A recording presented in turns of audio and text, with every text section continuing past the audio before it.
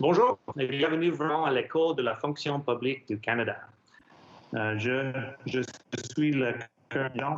Je serai l'animateur de la discussion aujourd'hui. I'm pleased to introduce today's.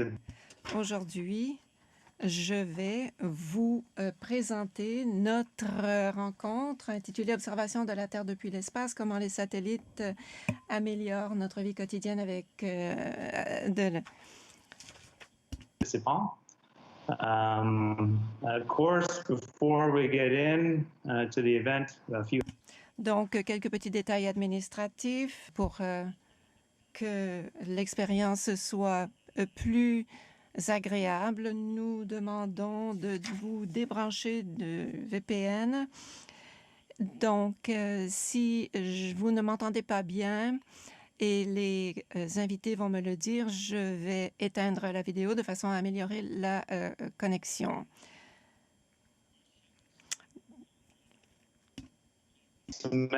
Question en cliquant sur l'icône qui ressemble à un mail. Une personne suive la boîte de réception et soumettre la question. So before we get into the goods, we're going to. Donc, avant d'entrer dans le vif du sujet, nous allons avoir une courte vidéo à vous montrer. Alors, la voici.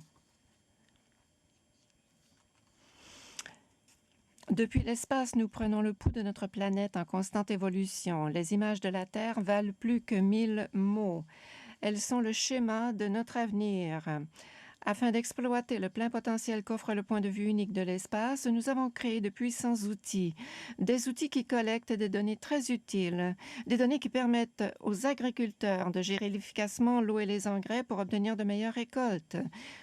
Des données que les scientifiques utilisent pour surveiller les tiques et les moustiques qui transmettent de dangereuses maladies. Des données que les premiers intervenants utilisent pour identifier les trajets les plus rapides pour sauver des vies. Ce n'est là qu'un aperçu de ce que nous pouvons faire aujourd'hui. Dans l'avenir, grâce à l'intelligence artificielle et à une informatique puissante, un éventail de données spatiales plus vaste pourrait générer d'innombrables solutions pour les Canadiens.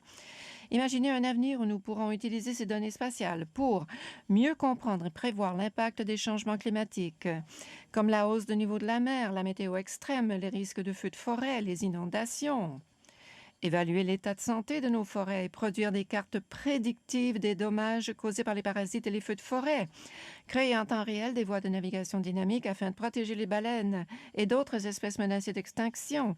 Assurer la sécurité et la souveraineté dans le vaste territoire de l'Arctique canadien. Pour répondre aux défis de demain, il faut investir dès maintenant dans des solutions novatrices. L'observation de la Terre est la clé pour assurer des débouchés économiques et améliorer la qualité de vie des Canadiens. Ensemble, nous pouvons définir l'avenir du Canada.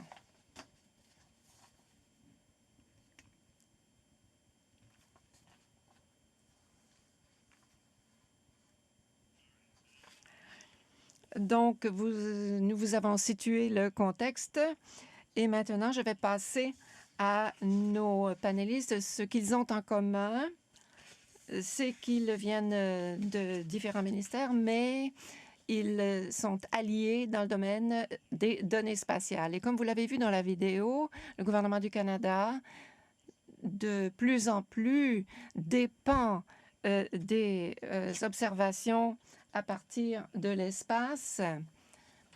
Et nous avons lancé une nouvelle constellation de radars SAT est responsable pour 101 services offerts par le gouvernement du Canada dans 11 ministères. Donc, on ne peut vous donner qu'une petite idée de ce à quoi servent ces données à partir de l'espace. Et évidemment, ceci a une incidence sur notre vie quotidienne pour tous et chacun d'entre nous au Canada. Aujourd'hui, j'ai le plaisir de vous accueillir à cette discussion avec nos conférenciers et je vais vous les présenter. Premier intervenant, Roger Deshabreux, directeur adjoint par intérim, Centre canadien de télédétection, Ressources naturelles Canada.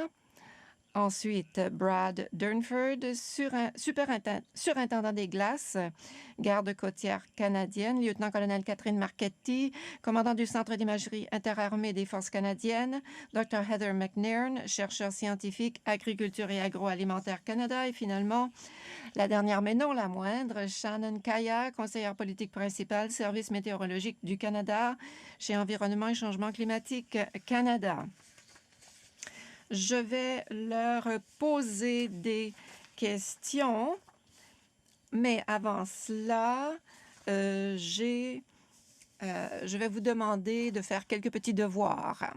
De mon point de vue, ce sont des choses importantes. J'aimerais que vous les rameniez avec vous. La demande. Vous avez remarqué que nous dépendons de plus en plus aujourd'hui, nous sommes de plus en plus efficaces des services offerts et par l'espace et appuyés par les données à partir de l'espace. Donc, on peut faire des économies qui vont tripler dans les 3 prochaines années. Dans le passé, nous avons créé plus, étant donné les orbites que nous connaissons, c'est des solutions qui, au départ, étaient régionales, vont devenir planétaires. Donc, il faut mettre l'accent sur le potentiel mondial de l'espace. Et de plus, il y a l'économie. Si nous résolvons des problèmes canadiens grâce à des solutions planétaires, je pense que nous pouvons les exporter, ce qui représente un potentiel énorme pour notre économie. Donc, la demande, la mondialisation et les exportations. Voilà les sujets sur lesquels nous allons mettre l'accent.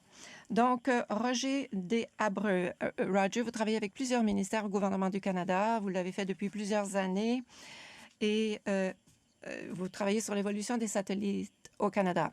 Est-ce que vous pouvez nous dire où nous en sommes, faire un peu d'histoire, quel était notre point de départ et pourquoi les satellites sont importants pour le Canada? Tout à fait, Jérémy. L'année prochaine, le Centre de télédétection célébrera son 50e anniversaire. Et l'établissement, la création de ce centre au début des années 70 est dû au fait que le gouvernement reconnaissant jusqu'à quel point l'observation de la Terre depuis l'espace allait être importante pour le Canada. J'aime bien dire que le Canada, ça n'est pas la Suisse. On ne peut pas monter dans un camion et franchir une frontière pour aller voir ce qui se passe ailleurs. C'est impossible. Notre superficie est trop énorme et nos côtes sont immenses. Et la seule façon de voir ce qui se passe partout de façon efficace, c'est d'être un peu comme sur un perchoir dans l'espace. Depuis les tout premiers investissements dans les années 70, le Canada a commencé à investir dans les bases terrestres, les satellites, de façon à recueillir ces données. Et on voulait investir et utiliser le RadarSat, le premier satellite, pour obtenir de l'information sur les régions côtières du Nord. Les industries aussi ont acquis de l'expertise là-dessus dans les années 70. Donc, il y a des entreprises impossibles, McDonnell Dettweiler, qui ont travaillé sur la construction des stations terrestres où on puisse loger les données. Et là, on parle de la constellation RadarSat. Donc,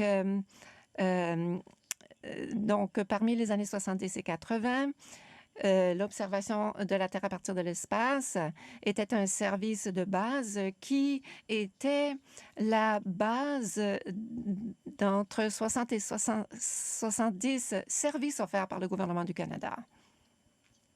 Merci beaucoup, Roger. Maintenant, nous allons donner la parole à Heather McNairn. Donc, vos deux ministères dépendent de l'information obtenue grâce aux satellites. Est-ce que vous pouvez nous dire jusqu'à quel point ces données satisfont à vos besoins et aux besoins des Canadiens? Merci beaucoup, Roger. J'ai traversé cette période que vous avez décrite. Je fais partie de cette histoire qui remonte à plusieurs décennies. Je vais vous situer le contexte. Le secteur de l'agriculture et de l'agroalimentaire est une partie importante de l'économie canadienne. 143 milliards de dollars. Et le Canada est le 5e plus grand exportateur de produits agroalimentaires dans le monde, comme Roger l'a dit. Nous avons une superficie énorme, 64 millions d'hectares de terres cultivées, donc l'équivalent de 2,5 milliards de courts de tennis. Donc, c'est un territoire immense à contrôler, à examiner, à surveiller. Et on veut savoir comment ces terres changent, comment le paysage change au fil des ans. Nous pouvons utiliser les données des satellites de plusieurs façons différentes, fournir de l'information qui nous permette de mieux comprendre les menaces à court et à long terme à la production alimentaire, agroalimentaire. Et cette information nous permet aussi de comprendre ce qui se passe sur le terrain de façon à ce qu'on puisse documenter et effectuer la gestion des terres agricoles.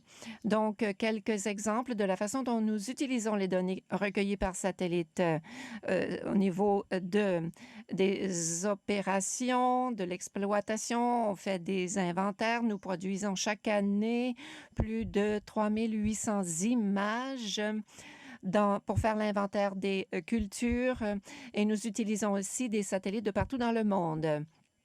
Ensuite, l'inventaire cartographique, ce qui est cultivé un peu partout au Canada, et dans le portail de données ouvertes, et c'est consulté plusieurs milliers de fois par mois. Nous avons par plusieurs utilisateurs. Donc, cet inventaire des récoltes est utilisé pour les prévisions des récoltes de façon saisonnière, les récoltes, la quantité et ces prévisions nous permettent de mieux comprendre l'accès au marché, la sécurité alimentaire, etc. Nous avons besoin de cette information pour comprendre comment l'agriculture a des répercussions sur le paysage, l'érosion des sols, ensuite les écoulements. Donc, en utilisant les données des satellites, nous pouvons faire des modélisations qui nous permettent de comprendre ce qui se passe et de cibler les meilleures pratiques pour améliorer le secteur agricole et agroalimentaire. Et aussi, on vérifie la conformité aux fins des critères de durabilité alimentaire. C'est important pour les producteurs canadiens puisque ces vérifications permettent d'ouvrir des nouveaux marchés à l'échelle internationale pour les produits canadiens. Mais ça n'est pas fini. Nous faisons de l'innovation. Nous essayons d'imaginer de nouvelles utilisations des données satellitaires. Par exemple, le canola est un produit très important pour les producteurs canadiens. Ça représente 9,3 milliards de dollars d'exportation du canola et des produits du canola pour le Canada par année. Les maladies aussi, ce sont des menaces sérieuses à la production agricole au Canada et ailleurs. Et il y a une maladie en particulier qui touche la production du Canada.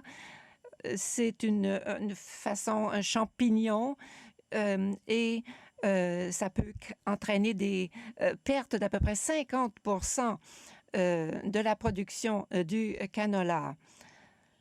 Donc, nous travaillons avec l'industrie canadienne de façon à voir comment les données d'observation des récoltes peuvent nous aider. Il y a aussi des facteurs de risque qu'on peut identifier grâce aux satellites.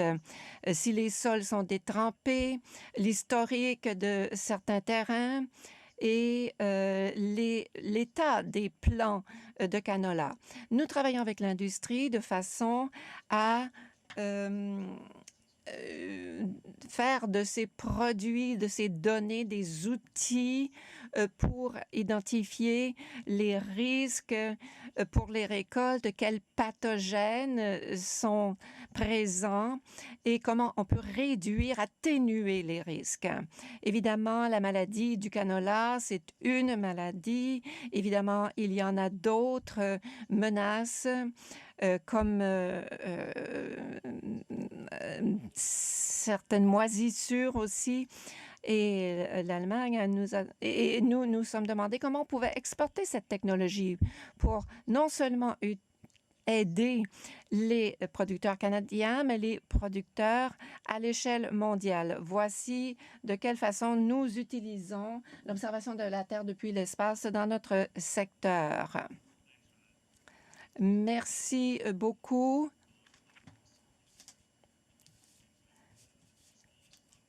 Vous avez parlé des maladies, des récoltes. Ça m'a rappelé d'un autre domaine. Je vais vous en parler.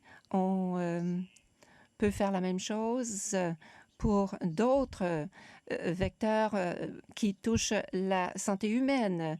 Les moustiques, les tiques, nous pouvons contrôler certaines situations. Nous pouvons prédire la présence des tiques et des moustiques dans certaines régions. On peut faire ces prédictions, ces prévisions à partir des données recueillies par les satellites. Shannon, maintenant, dans votre travail au Service météorologique du Canada, comment les satellites répondent-ils à vos besoins et aux besoins quotidiens des Canadiens? Je suis très heureuse de faire partie de ce panel avec mes collègues. Nous travaillons dans ce domaine depuis 20 ans. Je suis chez Environnement et Changement climatique Canada, au Service météorologique du Canada, et je pense que nous sommes les plus grands utilisateurs des données satellitaires au Canada pour nos programmes de prévision météorologique, les alertes. C'est un service qui existe depuis des décennies, qui est très perfectionné, très opérationnel. Et ça fait partie de notre mandat d'équiper les Canadiens de façon à ce qu'ils puissent prendre des décisions au sujet du climat, de l'eau, etc. C'est un mandat extrêmement important. Nous regardons nos prévisions chaque jour et en fait, les prévisions météorologiques sont basées sur les données spatiales et nous les utilisons pour prendre des décisions. Quoi porter, par exemple, mais également, c'est important pour des décisions prises en matière de situation d'urgence. C'est très important. Et l'une de nos activités principales, c'est l'élaboration de systèmes numériques de prévision météorologique, les conditions atmosphériques. Ce sont des modèles très complexes avec une infrastructure numérique complexe aussi et qui exige l'utilisation de nombreuses données. Et nous contrôlons, nous utilisons des millions d'observations par jour. Nous les traitons grâce à nos programmes et nous avons des millions d'observations. Aussi, 90% proviennent de l'espace. Donc, je pense que c'est absolument critique pour notre fonctionnement et dans le cadre de notre mandat. Nous sommes les plus grands utilisateurs des données RadarSat. Donc, les millions d'observations que nous obtenons viennent de satellites étrangers. Le Canada n'a pas son propre satellite pour contrôler le climat, la météorologie. Nous avons RadarSat, nous pouvons en être très fiers. On parle souvent du bras canadien de nos astronautes pour notre travail en télécommunication, mais RadarSat, c'est un programme qui est opérationnel depuis 25 ans avec RadarSat 1 qui a été lancé en 1995. Donc, nous utilisons ces données de façon opérationnelle tous les jours pour contrôler les glaces, la pollution par les déversements de pétrole. Et voilà. En plus des services opérationnels qu'on fournit, on a un programme scientifique qui se sert de télédétection de l'espace pour toutes sortes de choses, l'évaluation de l'habitat des animaux, surveillance de la qualité de l'air. On dépend énormément sur ces données satellitaires. C'est très important pour Environnement Canada, pour offrir l'information dont les Canadiens ont besoin pour prendre des décisions, pas seulement pour se décider quoi porter ce jour-là, mais pour des décisions touchant l'environnement de façon plus générale. Merci, Shannon. Quand vous avez parlé de RadarSat, je me suis demandé si tout le monde qui nous écoute comprend cette technologie qui est incroyable. Et comme la robotique pour l'espace, ça a été un créneau spécial pour le Canada depuis son début. On est vraiment en tête de file dans cette technologie RadarSat. Ça nous permet de percevoir les choses à travers toute l'humidité qui est dans l'atmosphère. On s'en sert de façon bien différente de ces données.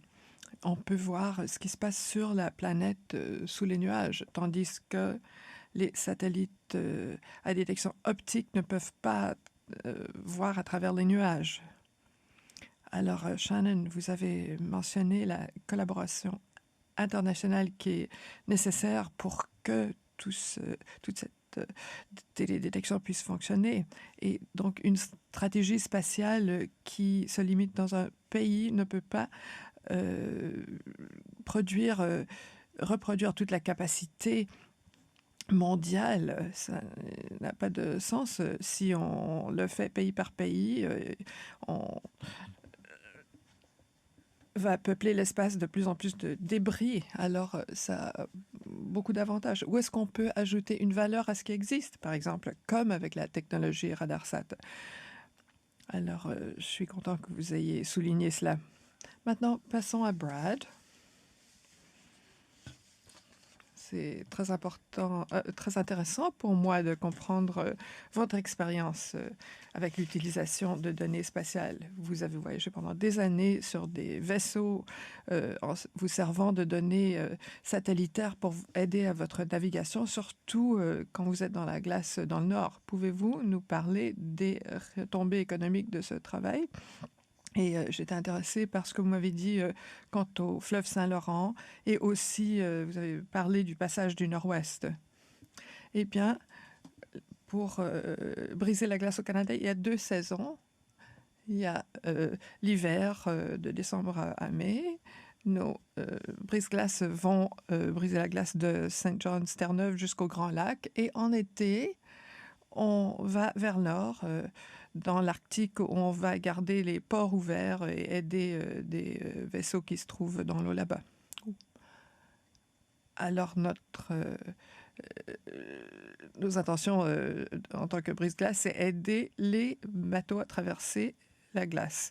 On le fait avec plusieurs méthodes. On sert beaucoup de données spatiales. On a des photos de RadarSat à tous les jours. On travaille en étroite collaboration avec nos partenaires à Environnement Changement climatique Canada. Alors, on va voir où la glace se trouve au moment même et on planifie les parcours pour traverser la glace. On le fournit à nos clients pour qu'ils puissent naviguer de façon sécuritaire. Et si les conditions sont trop mauvaises, on doit servir d'escorte à ces bateaux. Donc, nos brise-glaces se servent de ces données aussi pour déterminer le meilleur chemin pour soit contourner la glace ou la traverser. Les retombées économiques du travail comprennent ce qu'on fait dans le fleuve Saint-Laurent. Par exemple, s'assurer que les bateaux puissent continuer à naviguer pendant les 3 mois les plus durs de l'hiver dans l'Est du Canada et dans les Grands Lacs. Il y a des milliers de vaisseaux qui doivent circuler à ce moment-là. Il y a des dizaines de milliards de dollars de conséquences économiques entre la rivière Saguenay et le port de Montréal seulement. Il y a des dizaines de milliers d'emplois qui peuvent continuer parce qu'on continue à naviguer. Un navire remplace des centaines de wagons de rails. Alors, Donc, un vaisseau, c'est 100 voitures de train qui n'ont pas besoin de circuler. Alors, les conséquences pour le Saint-Laurent, c'est 200 000 emplois entre le Canada et les États-Unis qui peuvent continuer avec la circulation qui perdure. Alors, on va positionner nos vaisseaux de façon stratégique dans ces mois-là. Donc, on observe les données tous les jours, ces photos RadarSat pour voir où se trouve la glace et comment elle se déplace. On veut aussi voir si il y a des embâcles sur le Saint-Laurent. S'il y en a qui commencent à se former, on envoie les brise-glaces pour les démolir et pour éviter les inondations aussi. Alors, donc, pendant l'été, on va aider les collectivités dans le Nord à se réapprovisionner de denrées, de produits. Alors là, on doit faire escorte pour les vaisseaux qui sont là. Il y a une période très courte pendant l'été où l'eau est libre de glace. Alors la glace commence à fondre. Il y a une très courte période où il n'y a pas de glace et après quelques semaines, la glace va se reformer. Donc on doit approvisionner ces villes de tout ce dont elles ont besoin pendant le restant de l'année. Il y a un service limité par expédition aérienne. Alors, c'est aussi le cas pour le passage du Nord-Ouest. Alors, tout le monde sait que la glace diminue à chaque année, mais il y a encore des années où le passage du Nord-Ouest est bloqué par la glace. Il y a 2 ou 3 semaines, il y avait une glace très épaisse sur la côte ouest qui a bloqué la circulation. Donc, on a dû servir d'escorte à ces vaisseaux-là. Donc, on assure la circulation dans l'Arctique. Et aussi, on va maintenir la présence canadienne dans l'Arctique. Il y a notre drapeau sur les vaisseaux qui rappelle aux autres à qui appartiennent ces eaux. Alors, Brad, corrigez-moi si je me trompe. De mon point de vue, ce que vous avez dit clairement, c'est que nous pouvons avoir des déplacements plus efficaces dans les eaux où il y a de la glace à cause de RadarSat. Oui, tout à fait. On a des images tous les jours qui nous proviennent de la mission de la constellation RadarSat. J'ai vu une grande augmentation de la quantité de données qui m'est accessible à moi et mon équipe pour pouvoir gérer nos activités quotidiennes, pour pouvoir se positionner, pour aider des navires qui vont potentiellement avoir des problèmes. Parfois, il peut y avoir de la glace qui circule, donc on cherche à assurer les déplacements de ces vaisseaux, et une grande partie des données dont on se sert proviennent des images satellites. Et nous, on faisait beaucoup de ces choses. On avait des prévisions météorologiques, on aidait les vaisseaux à se déplacer dans la glace sans les données satellitaires. Mais nous avons fait des efforts constants pour pouvoir profiter de cela parce que c'est plus efficace, ça coûte moins cher. Moi, j'ai grandi sur une ferme et je ne me suis pas servi de données spatiales quand j'étais enfant et la vie continuait, la Terre continuait à tourner. Mais maintenant, on peut vraiment en faire beaucoup plus et de façon plus efficace à cause de cette infrastructure. Et on ne va jamais revenir aux anciennes façons de procéder. On a vraiment changé notre façon de fonctionner. Alors, Brad, vous avez parlé du passage du Nord-Ouest, de la défense et de toutes ces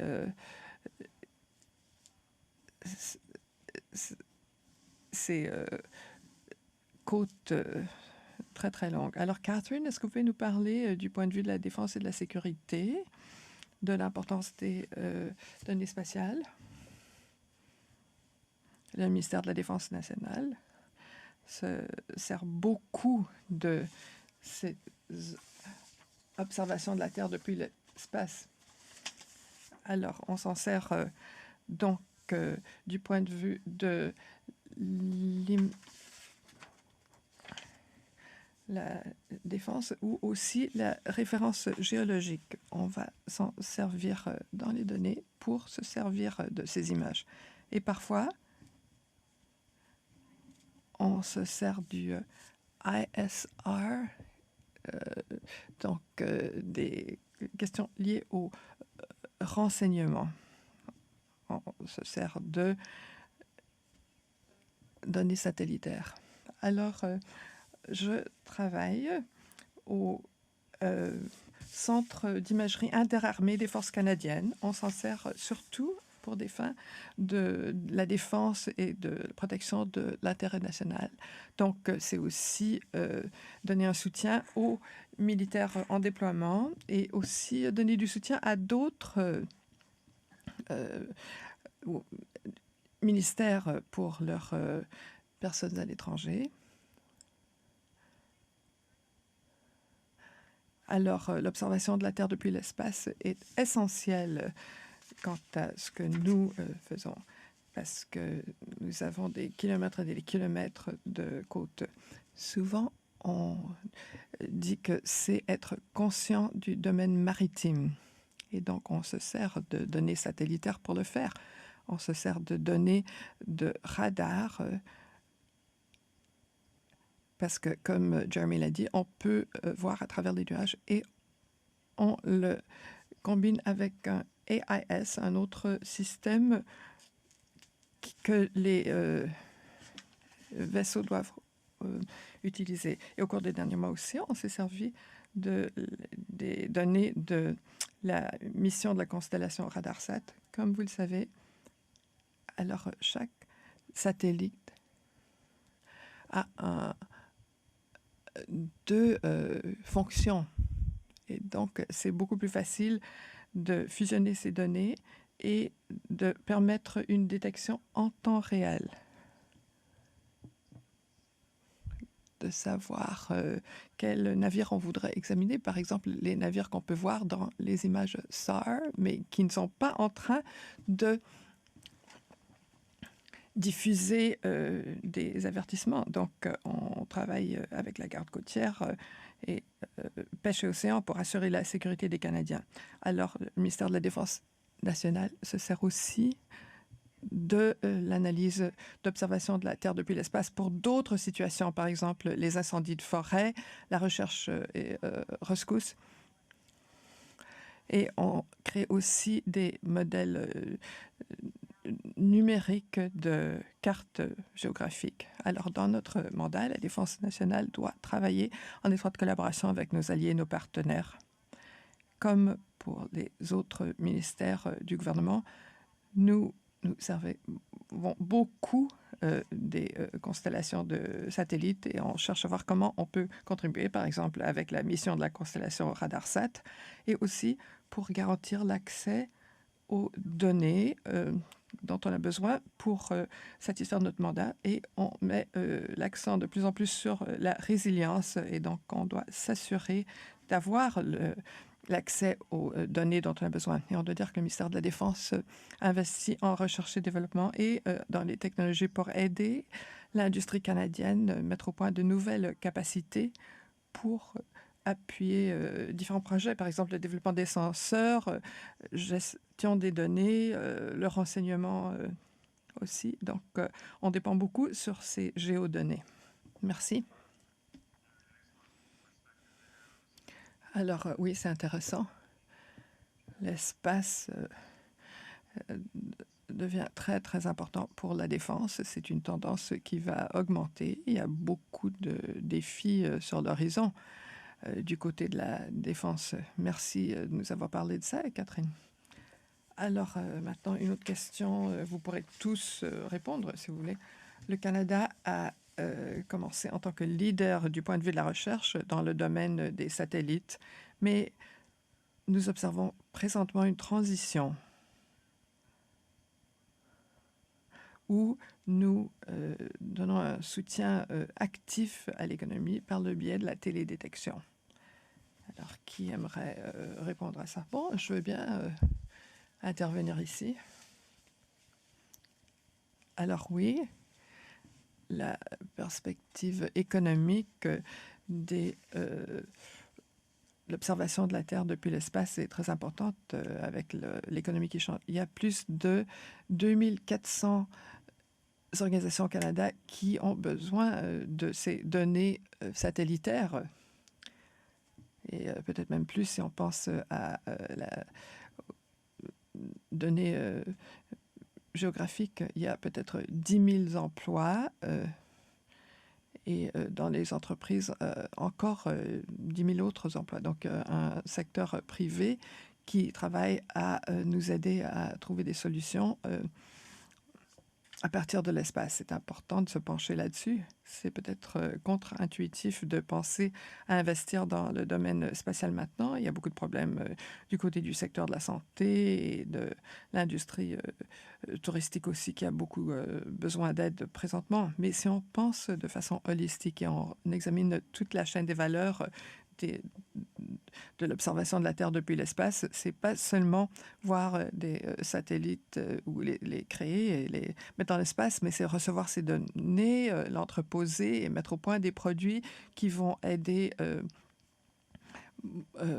à la prise de décision, par exemple sur le côté du changement climatique qui continue malgré la pandémie. Alors donc, quand on investit dans cette chaîne de valeur, ça offre beaucoup d'occasions pour le Canada et l'économie canadienne, même ces composantes en aval où on a besoin de personnel hautement qualifié pour pouvoir optimiser la valeur de ces données spatiales.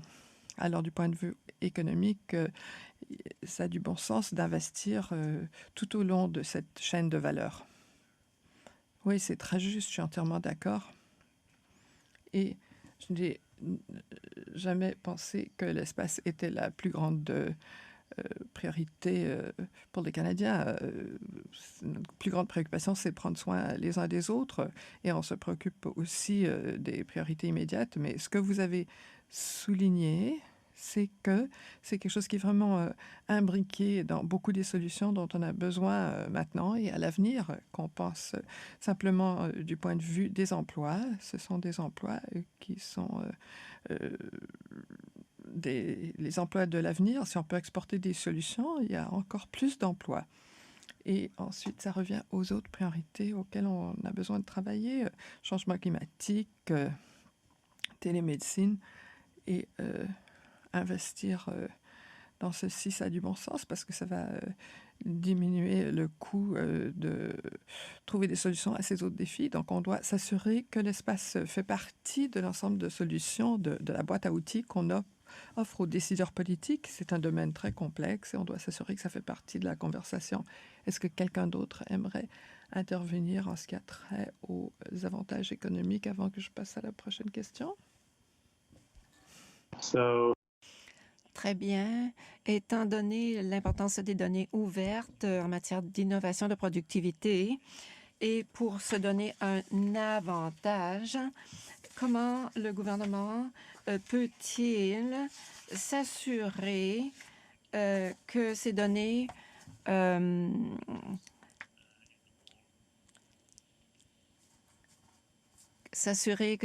soient disponibles? Les données ouvertes. Avez-vous des commentaires à faire au sujet des données ouvertes? Oui, je vais répondre. En fait, il faut qu'il y en ait davantage qui soient ouvertes. Non seulement du point de vue de l'observation de la Terre depuis l'espace, nous avons vu beaucoup de choses de l'innovation et la créativité lorsque on ouvre les données. Il ne faut pas les conserver dans des tours d'ivoire et que ce soit limité aux scientifiques, aux universitaires. Quand on facilite l'accès aux données, l'histoire a démontré que c'est beaucoup mieux à tous égards et ce sera positif pour tous les intervenants. Et L'observation de la Terre, évidemment, ça va au-delà des données satellitaires. C'est important. Il faut que nous investissions dans l'observation à partir de l'espace, de façon à ce que on ait davantage de données et qu'elles soient ouvertes. Au Canada, quand on parle des données de l'observation de la Terre, évidemment, ça suscite des questionnements au niveau de la sécurité, etc.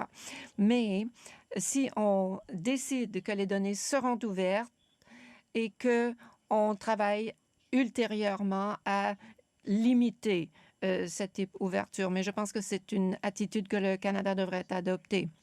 Oui, il y a de sages vérités là-dedans. Vous avez souligné le point de vue de la défense de la sécurité nationale. Il faut que nous soyons intelligents, il faut que nous permettions à l'économie canadienne d'utiliser ces données, ces séries de données, pour trouver de nouvelles solutions. Et c'est là où il y aura création d'emplois sur l'application, l'utilisation de ces données. Construire les infrastructures, bâtir les satellites, recueillir les données scientifiques, oui, ça a été fait. Mais maintenant, on est témoin d'une explosion de nouvelles applications de ces données. Et dans les conversations que j'ai entendues à l'Agence spatiale canadienne, c'est une priorité pour l'agence. Déjà, beaucoup de travail a été effectué, mais il en reste beaucoup à faire. Et maintenant, les gens ont un meilleur accès aux données RadarSat. Et je pense que c'est important aussi du point de vue de la sécurité. Une autre question, comment pouvons-nous mieux utiliser les données d'observation de la Terre depuis l'espace pour mieux contrôler les changements météorologiques, les changements climatiques, et surtout lorsqu'on a parlé tout à l'heure du passage des territoires du Nord-Ouest. Shannon, je pense que vous avez peut-être des commentaires sur les changements climatiques dans l'Arctique. Vous m'avez déjà éclairé là-dessus dans l'année qui vient de s'écouler. Donc, est-ce que les données nous permettraient de mieux comprendre l'évolution dans l'Arctique? Oui, c'est une question très importante pour le Canada et pour l'Environnement et Changement climatique Canada. Nous savons qu'il y a des changements climatiques dans l'Arctique, la fonte des glaces. Nous savons beaucoup de méthane et de dioxyde de carbone qui sont emprisonnés dans les glaces et qui seront libérés dans l'espace dans les années à venir. Mais si on peut découvrir ce qui se passera dans les 10 années à venir, ceci nous permet maintenant de prendre des décisions qui vont nous permettre d'accéder à des données qui éclaireront les décisions qui seront prises. Les missions par satellite prennent en général 10 ans à être élaborées. Donc, nous avons besoin de données aujourd'hui pour préparer les décisions qui devront être prises. Chez Environnement Canada, nous avons des ressources très importantes qui proviennent de l'espace pour la région équatoriale, au nord et au sud de l'orbite géostationnaire de l'équateur.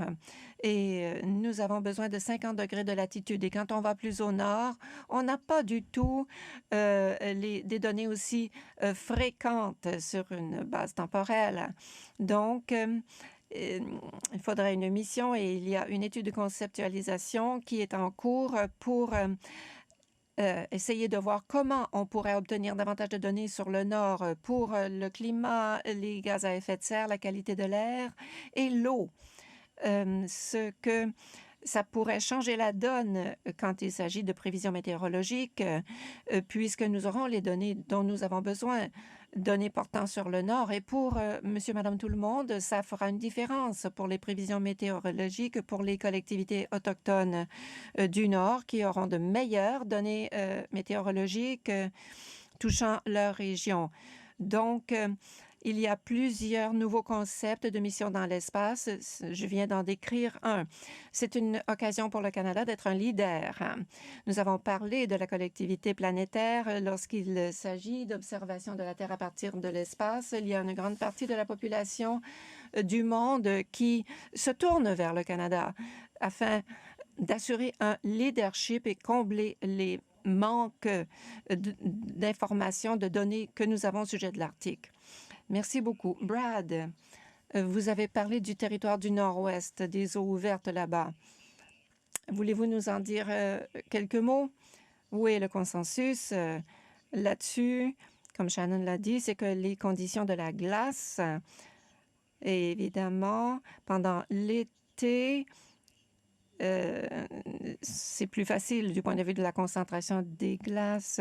On pourrait penser qu'il y a moins de besoins pour les brises-glaces dans le nord, alors que ça accroît notre travail dans le nord. Ça accroît le besoin de brise-glace, de la présence de la garde côtière, parce que plus il y a de circulation, ça veut dire qu'il y a davantage de besoins en matière de recherche et de sauvetage, de réaction à des changements climatiques. Les eaux de l'Arctique ne sont pas très bien cartographiées.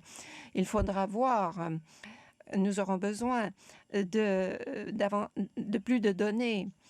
Et nous avons maintenant des sonars multiples sur nos brises-glaces de façon à contrôler le mouvement des glaces. C'est une nouvelle initiative. Nous allons travailler là-dessus à l'avenir en partenariat avec la marine.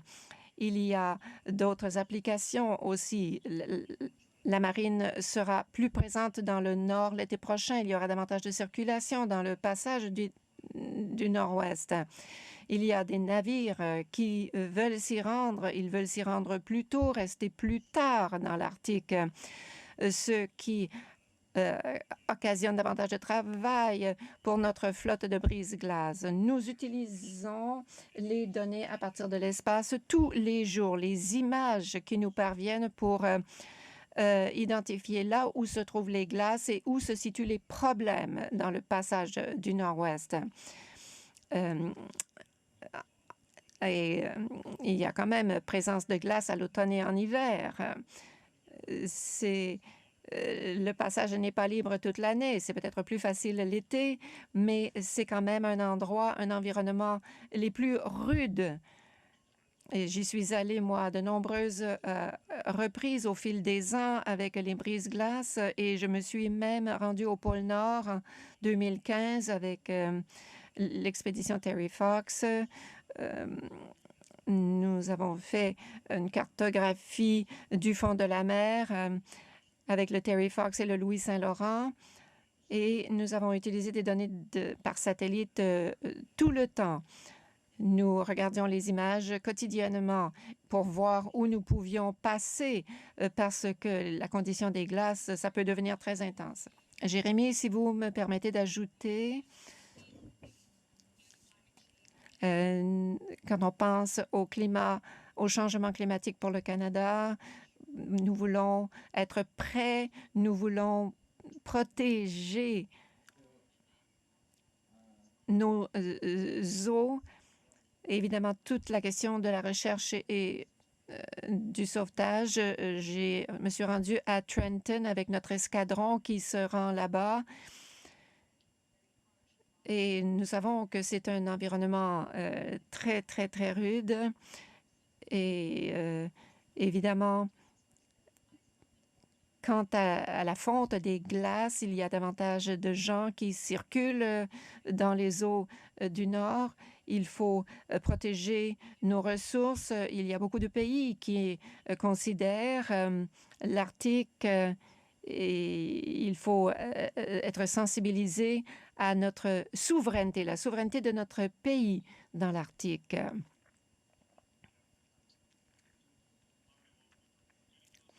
Eh bien, nous en arrivons presque à la fin de notre rencontre. Une dernière question. Là, les satellites d'observation de la Terre à partir de l'espace sont très importants pour le fonctionnement de notre pays. Il y a des séries de données immensément grandes. Est-ce que le Canada envisage d'utiliser soit l'apprentissage machine ou l'intelligence artificielle pour traiter toutes ces données. Jérémy, je pense que je peux vous dire quelques mots là-dessus. Et le monde est un environnement complexe. Nous avons beaucoup de données sur l'observation de la Terre depuis l'espace et l'intelligence artificielle, c'est un moteur de recherche. Il y a beaucoup de données en agriculture et je suis sûre que mes collègues sont d'accord avec moi pour dire que l'intelligence artificielle nous permet de harnacher ces données et quant à l'AI a donné des résultats tout à fait incroyables pour nous en agriculture agroalimentaire. C'est un outil qui nous permet d'utiliser ces données. Et moi, j'aimerais ajouter quelques mots à ce que Heather vient de dire. Et je pense que avec l'intelligence artificielle, ça nous permettra de répondre à des questions assez pointues sur l'explication de certains phénomènes canadiens, ce qui nous permettra d'établir des tendances qui remontent à une trentaine d'années, qui nous permettent de mieux comprendre ce qui se passe au niveau des ressources au Canada. Donc, nous avons parfois nous obtenons des constellations de données qui parviennent de plusieurs satellites. Nous avons maintenant besoin de façon automatisée d'intégrer l'imagerie de façon plus rapide. Nous ne voulons pas que les données se perdent. La meilleure façon de procéder, la seule façon de procéder, c'est d'utiliser des apprentissages machines, l'utilisation de ces outils pour en arriver aux meilleures réponses aux questions qui nous sont posées.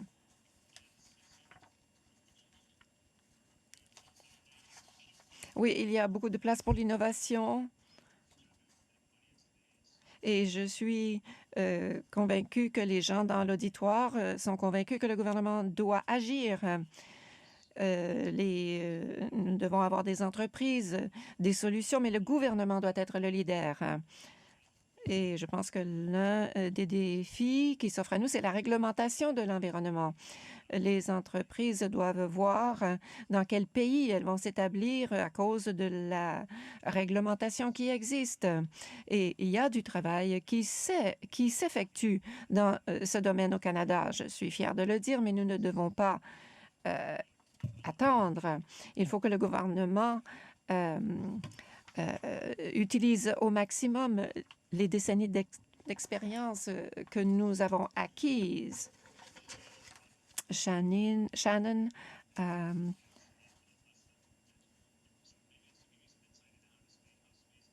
l'espace change. Auparavant, pour la télévision par satellite, il fallait une grande soucoupe et parce que les satellites étaient en position géostationnaire autour de l'équateur. Et les satellites ne bougent pas. Ils se déplacent en même temps que la Terre. Donc, on peut trouver des solutions régionales. Le GPS, ça, c'est à mi-chemin. Ça couvre toute la planète. Beaucoup de solutions dont nous parlons aujourd'hui, on utilise une orbite polaire. On met un satellite au pôle et la Terre tourne dessous. Et à ce moment-là, on peut cartographier la planète en entier. Et peut-être aurons-nous un Internet haute vitesse à partir de l'espace. Et le Canada a une bonne solution pour cela et qui a été financée, appuyée par le gouvernement. Ça va arriver. Et ensuite, il y a des satellites à basse orbite qui travaillent en réseau. Donc, ces tendances à faire des réseaux, à constituer des réseaux avec des satellites qui coûtent moins cher, nous amènent à des solutions beaucoup plus mondiales qu'elles ne l'étaient auparavant, alors qu'on n'avait que des satellites géostationnaires. Eh bien, avant de vous laisser, Eh bien, j'espère que vous avez bien écouté ce qui, à mon avis, sont les choses les plus importantes. La demande de données spatiales va augmenter. Je pense que nous allons passer à des solutions régionales, à des solutions planétaires, et ça créera des possibilités énormes pour le Canada. Nous avons beaucoup d'expertise, beaucoup de données, la capacité de créer des applications qui peuvent trouver des solutions aux problèmes, pas seulement pour le Canada, mais à l'échelle mondiale. Nous avons un immense potentiel de servir les Canadiens tout en créant les emplois de l'avenir dans un secteur en croissance qui triplera dans les 20 prochaines années. Donc, c'est une opportunité stratégique pour le Canada grâce à des décennies d'innovation, de science et à un grand nombre de pionniers dont certains étaient avec nous aujourd'hui. J'apprécie beaucoup leur présence. Bon, le Canada doit trouver des solutions axées sur les preuves. Et quand on pense au changement climatique, si un pays décide de faire face au changement, de lutter contre les changements climatiques, il vaudrait mieux que le Canada s'allie à d'autres pays de façon à ce qu'on puisse prendre des décisions sur des données partagées. Et les données à partir de l'espace vont nous aider à convaincre la collectivité internationale d'apporter des solutions au changement climatique. Le Canada peut jouer un rôle de leader mondial dans l'exploitation des données d'observation de la Terre.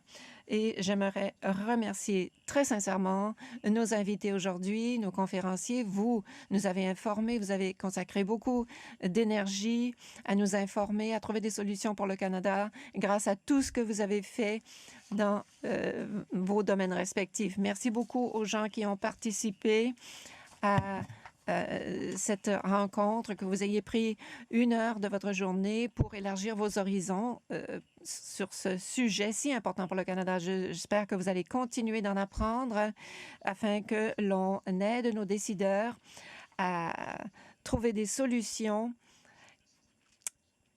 Je pense que l'espace nous permettra de trouver des solutions aux problèmes de l'avenir. Merci beaucoup de nous avoir donné de votre temps. Prenez soin de vous et à la prochaine.